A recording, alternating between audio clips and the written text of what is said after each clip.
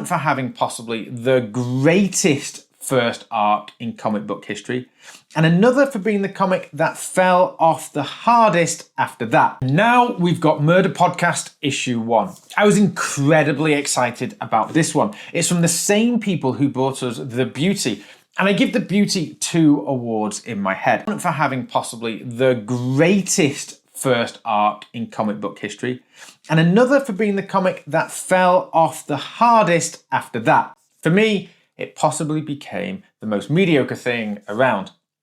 The first thing I'll point out is that I love the artwork in Murder Podcast. It's noticeable from the very first page. I think Mike Tisserand has a great way of taking that familiar, comfortable comic book style and putting his own twist on it.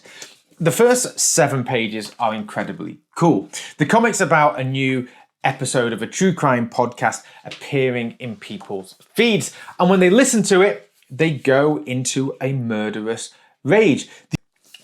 Then we meet our protagonists, a group of 5 true crime enthusiasts who love talking about their favorite series and trying to solve the killings. The comic introduces all 5 at once, which is a lot to take in, but the writer gets around it by giving each one a quick profile. I don't love that approach because it pulls you out of the story, but it does mean we get everything we need to know in half a page.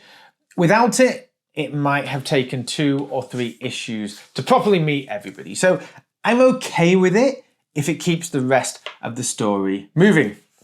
And then we hit the setup for the main story. One of them decides that she wants to make a podcast about the murders that are happening. And we end on a very brutal scene with a strong cliffhanger that could go one of 2 ways.